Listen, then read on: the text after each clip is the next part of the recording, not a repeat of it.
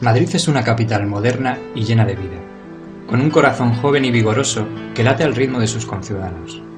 Una gran ciudad que es centro de todo, villa y corte donde conviven los sueños y frustraciones de millones de almas. Este es el reino del bullicio y la algarabía, con sus omnipresentes coches, sus ruidos y sus humos, un mundo con infinitas posibilidades de vida y ocio.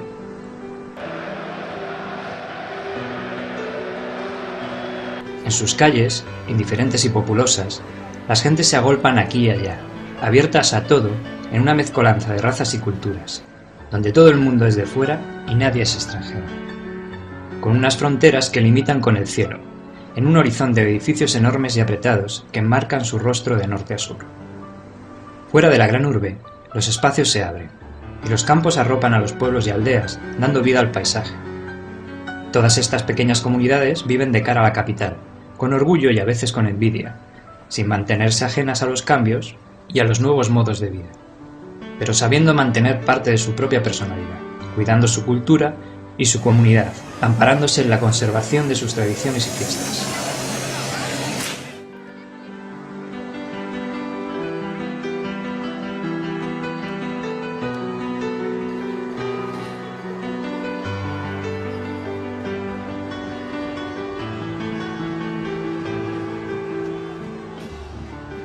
Regalando a vecinos y visitantes esos pequeños rincones y recoletas plazas donde el tiempo sigue transcurriendo con la cadencia de antaño, dando una oportunidad a la vida vecinal y a la familia en un entorno más cercano y natural.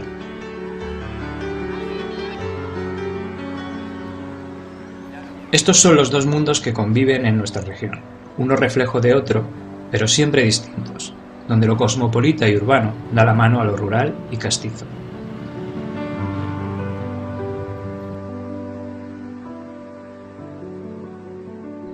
Desde una de esas pequeñas comunidades les hablamos nosotros. Somos fresnecenses, de Fresno de Torote, una pequeña localidad de la región a 38 kilómetros al este de la capital, a la que se llega por la comarcal 113, a medio camino de Guadalajara y a la vista de la bella Alcalá, en tierras de estepa y cereal, bañadas por el pequeño pero bravo río Torote.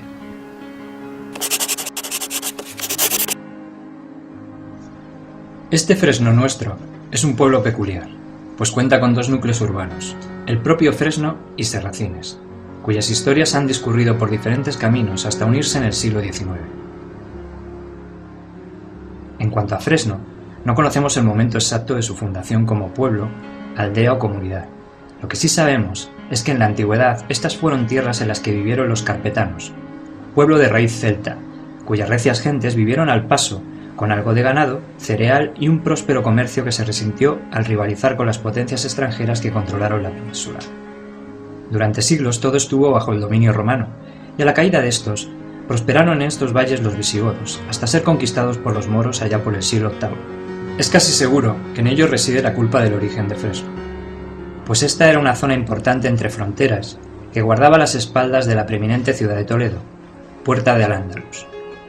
Todo el territorio que hoy ocupa la Comunidad de Madrid andaba por entonces salpicado de castillos, atalayas y aldeas, con una escasa población fronteriza que vivía con más trasiego que descanso entre las labores del campo y las idas y venidas de los ejércitos de la Cruz y la Media Luna.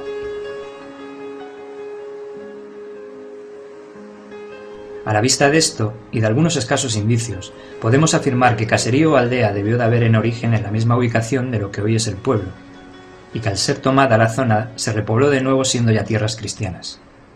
Fue Fernando III el primer rey en dejar por escrito, hacia 1219, que Fresno de Torote ya existía a finales del siglo XII o principios del XIII como aldea de Guadalajara, contando entre las posesiones del monasterio de Óvila.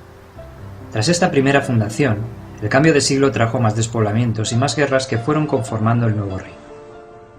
Estas luchas de poder y enfrentamientos dinásticos afectaron a buena parte de estos años. En una de las batallas más citadas de esta época, la batalla del Torote, diose renombre un noble caballero de los de pluma y espada, que con derrota sonada y todo, supo ser señor y héroe por los tiempos recordado. Fue este guerrero y poeta, último entre los señores medievales y primero entre los intelectuales castellanos, un verdadero precedente del caballero humanista que traería el cambio de siglo. Concluida la guerra, recibió el buen señor tierras y beneficios, por sus apoyos y servicios, y con la paz llega el momento de poblar aldeas y cultivar campos para hacer provechosos los feudos que dar en heredad. Cuenta la leyenda que en este lugar nuestro noble caballero vio un fresno más singular que los demás, a la vera del Torote, quedando ya el nombre puesto. Fuera así o no, poco importa, porque desde entonces y hasta hoy, este fue y es el fresno de Torote del Marqués de Santillana, don Íñigo López de Mendoza. Refundado el pueblo, trajo el señor gentes que cumpliesen con las labores del señorío, pero sin perder nunca tierra alguna de su mano, arrendando campos y vivienda a todo aquel que bajo su amparo estuvo trabajando, en un uso prácticamente feudal que se mantuvo siglo tras siglo hasta nuestros días. Don Íñigo supo también hacer méritos en lo familiar, trayendo 10 hijos al mundo. Sabemos que de su larga progenie fue a heredar estas tierras su sexto hijo, don Juan Hurtado de Mendoza y Figueroa, el primer señor de Fresno. Desde entonces y hasta nuestros días ha habido 12 herederos en este señorío, algunos más relevantes que otros. En el siglo XVI, mención especial merecen el segundo y tercero en la línea de herencia.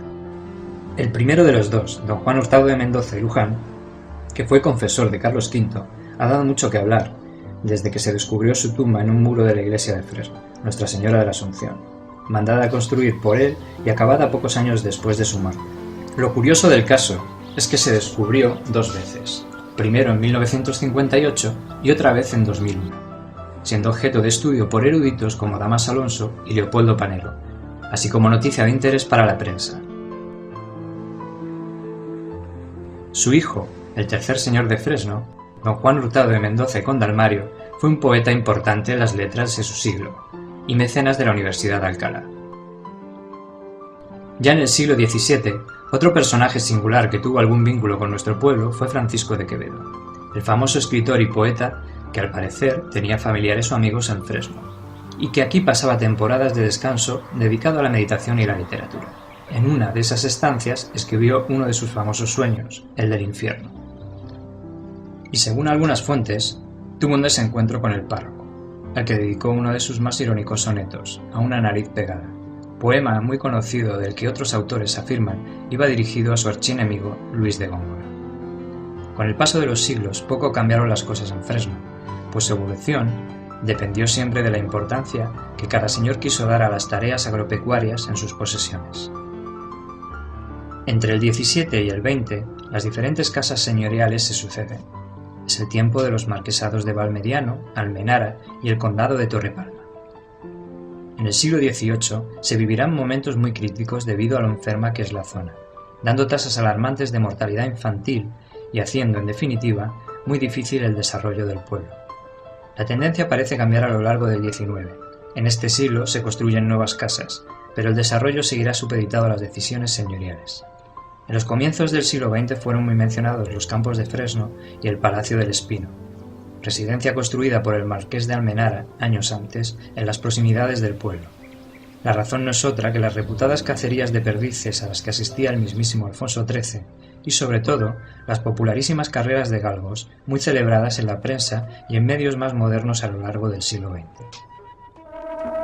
Hacía muy mal tiempo en los alrededores de Fresno de Torote, comarca madrileña donde se encuentra situado el coto federativo en el que se ha disputado la fase final de los 41 campeonatos de España de galgos en campo.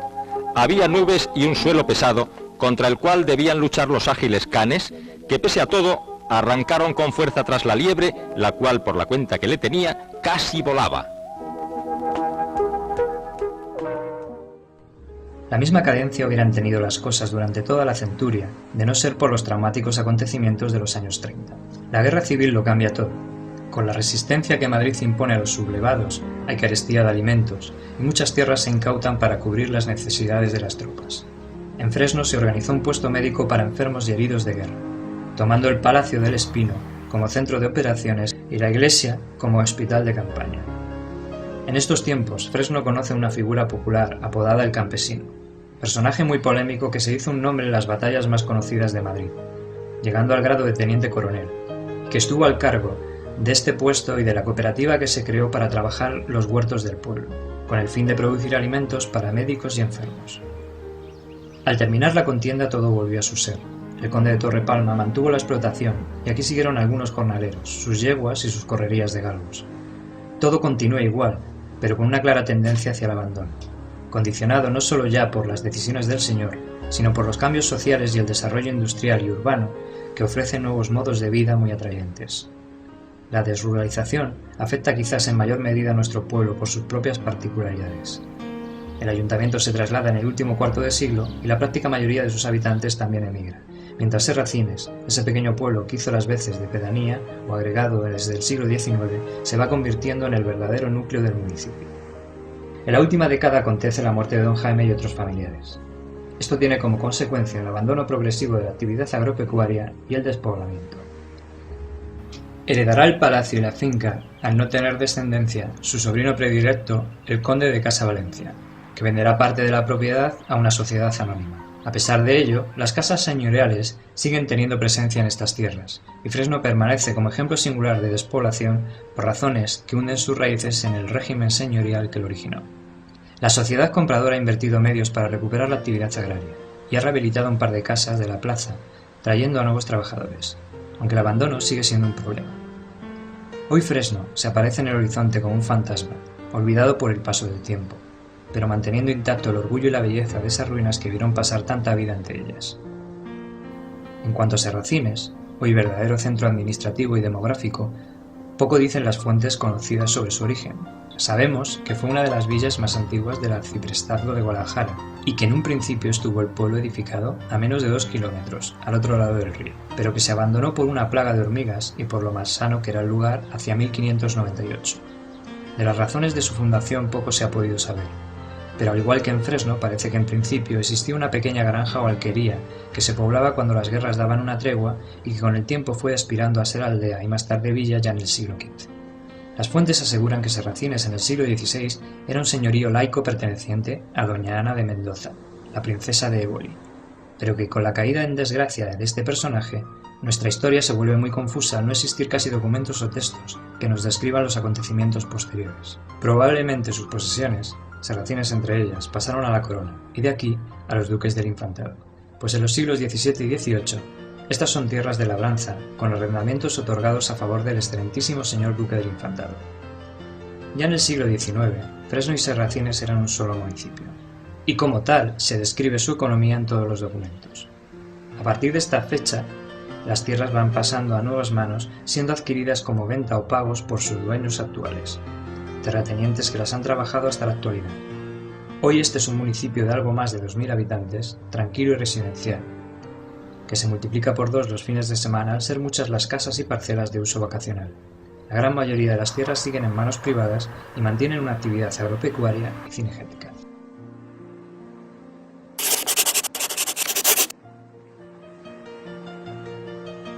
El término municipal de Fresno de Torote tiene 3.278 hectáreas, situadas en la zona este de la Comunidad de Madrid.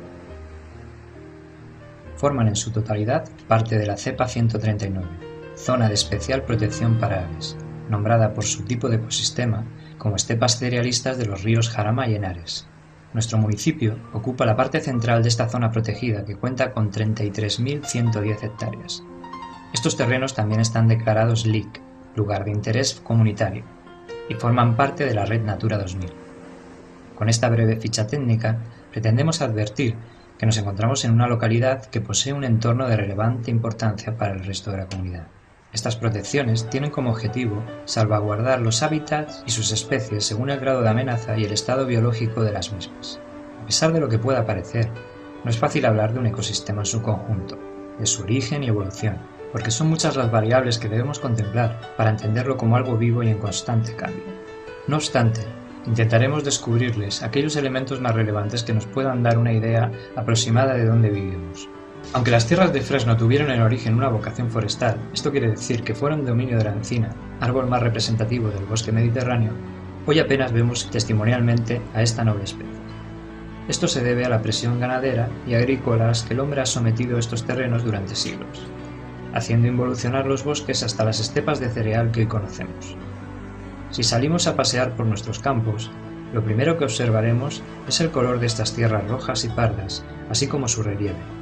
Este se muestra suavemente alomado con altitudes medias que oscilan entre los 650 y 750 metros. En la parte central, en el mismo eje que la carretera comarcal, de norte a sur, entre lomas y cerros, descubrimos un fondo de valle un tanto asimétrico, originado por la cuenca fluvial dominante, el río Torote, y los pequeños barrancos y vaguadas que desembocan en él desde el este y el oeste. Si observamos un poco más detenidamente allí donde el arado no ha podido llegar, advertiremos cómo las pendientes, la orientación de las laderas o la afluencia de agua condicionan la vegetación, creando pequeños biótopos dentro del conjunto. La única cobertura arbórea está vinculada al agua, en los márgenes del río, en los barrancos y arroyadas que no han sido labrados o en las pequeñas lagunas que dejaron como herencia las extracciones de áridos en el pasado.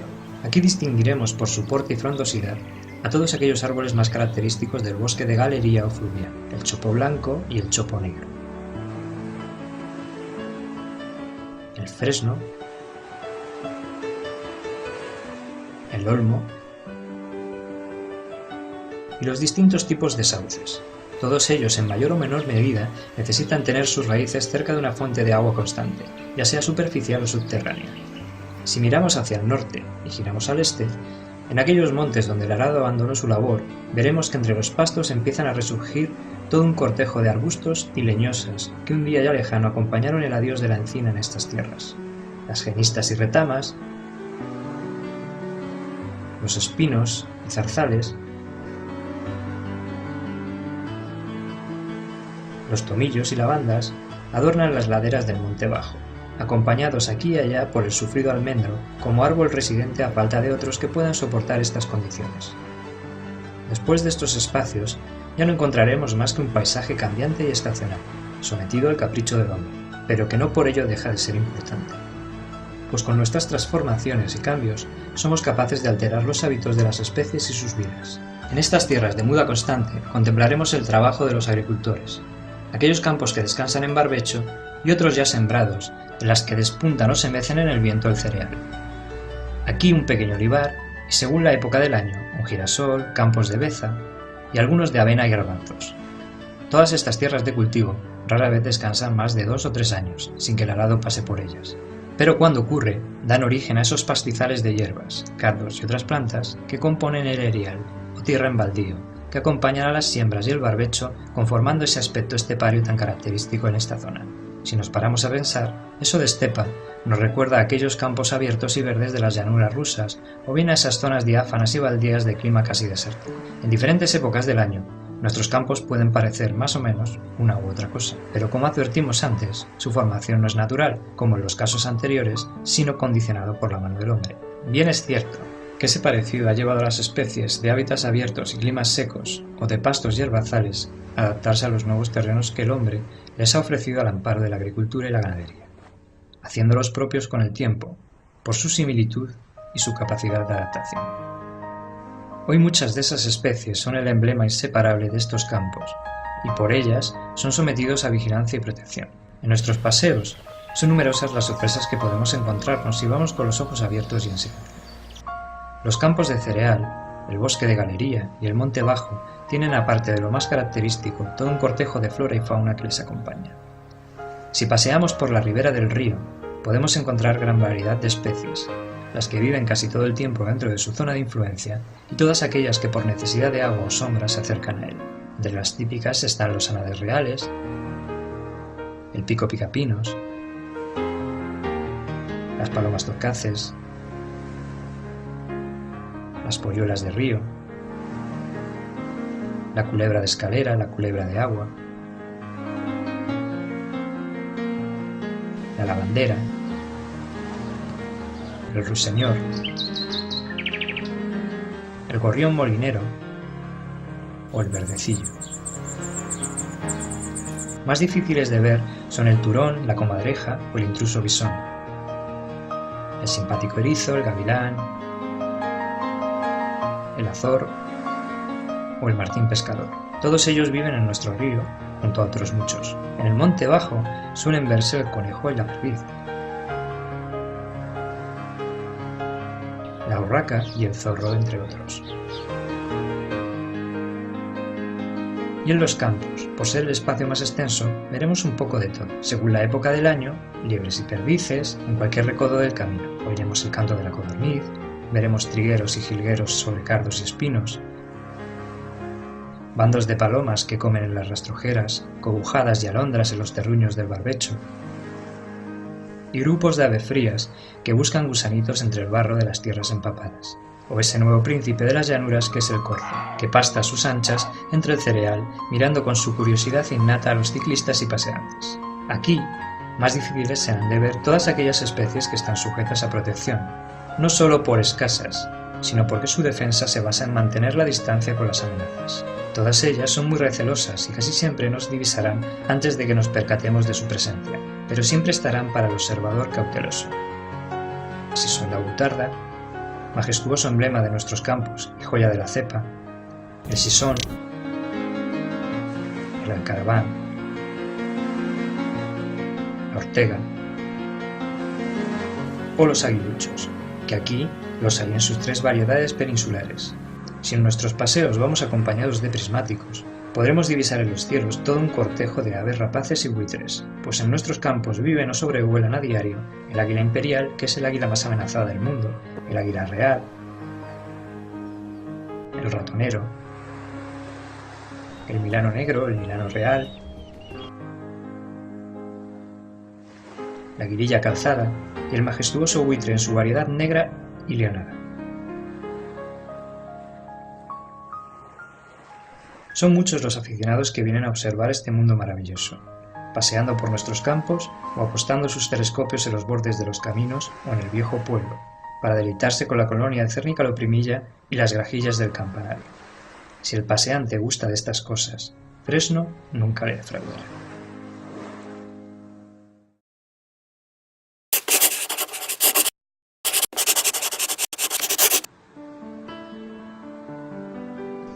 Como hemos podido ver a lo largo de este paseo por la historia y el entorno de nuestro municipio, este tiene aspectos muy peculiares y de gran interés, pero por lo anacrónico de su situación, hace también que su visita no sea siempre fácil o posible, por las condiciones de privacidad y el estado de ruina en el que se encuentra parte del patrimonio cultural y urbano. A pesar de todo ello, podemos asegurar que merece la pena pasear por cualquiera de nuestros 2 núcleos urbanos, porque nos regalan un pequeño pedazo de la sosegada vida de antaño y esa relación que solo algunos pueblos han podido mantener con su entorno.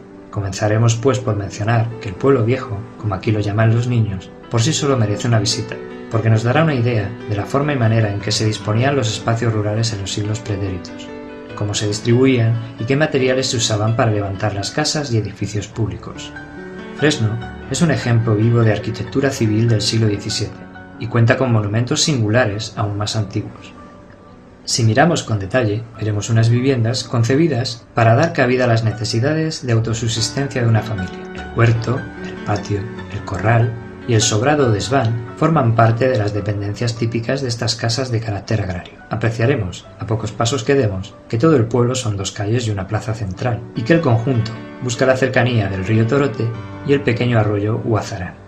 Las apenas 2 casas habitadas, reconstruidas hace poco, no consiguen arrebatarle ese aire de fotografía antigua o de cuadro costumbrista, como si el tiempo nos hubiera regalado una imagen del pasado.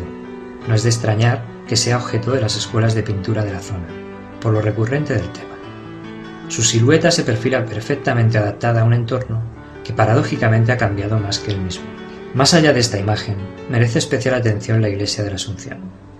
Edificio sobrio y elegante, de torre mudéjar, que cuenta con un pequeño pórtico de entrada.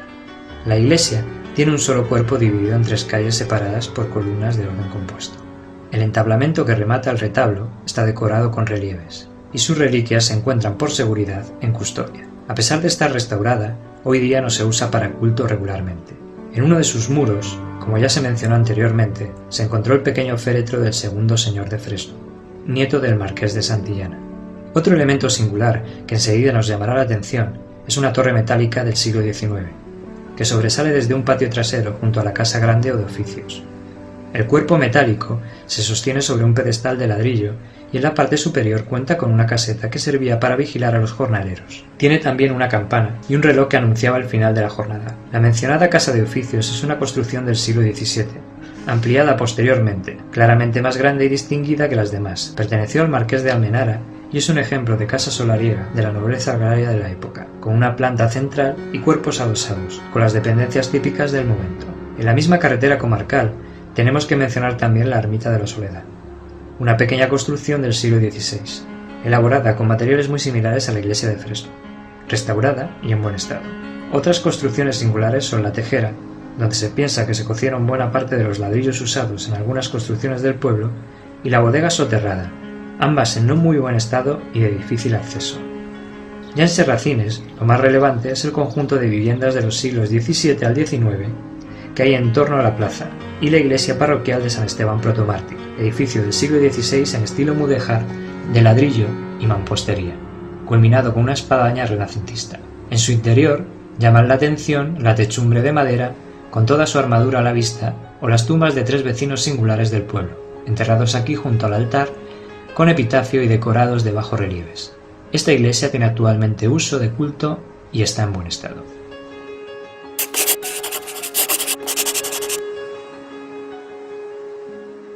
El entorno de Fresno ofrece variadas opciones para los amantes de la naturaleza y el deporte.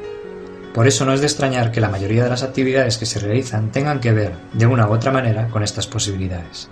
Dentro de la primera, ya hemos comentado que esta es una zona muy propicia para la observación, la fotografía o la pintura, así como para los aficionados del paisajismo en general. Aquí, muchos aficionados salen a nuestros campos para recoger setas, plantas y los frutos que dan nuestros montes y prados. Para aquellos que se decantan más por las actividades deportivas, aquí contamos con una red de caminos que pueden mostrarnos de una manera inmejorable los rincones más perdidos de nuestro municipio.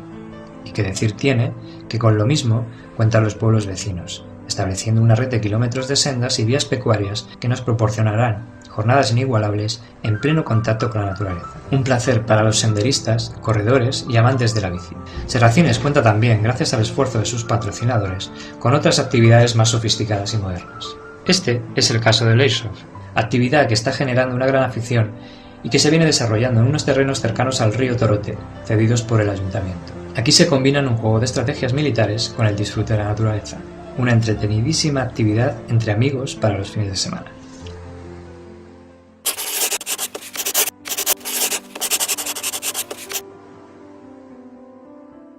En este pueblo, de poco más de 2000 habitantes, la vida transcurre con tranquilidad y sosiego, sin las prisas y los peligros que uno supone en las grandes ciudades.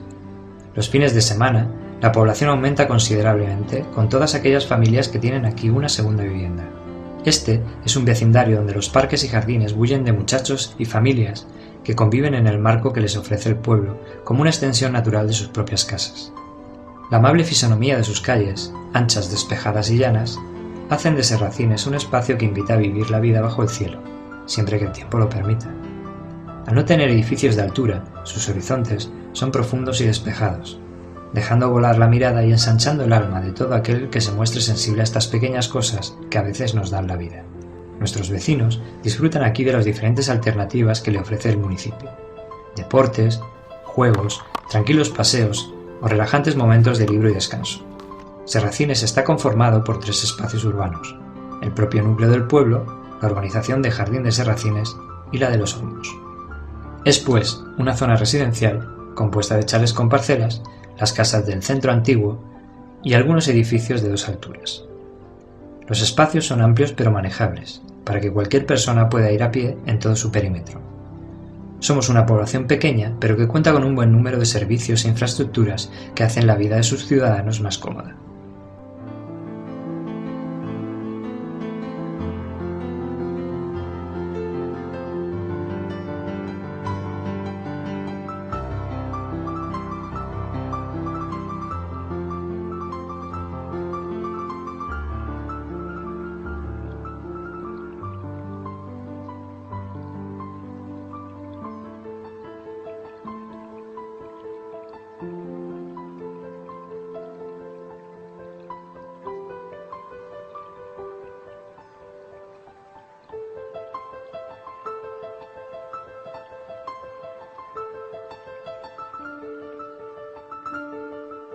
Dentro de que todo es mejorable, desde aquí sabemos apreciar lo que esto supone y agradecemos el poder vivir en una comunidad como esta, con orgullo y alegría, abiertos a todo aquel que quiera conocer nuestra hospitalidad o compartir nuestra vida.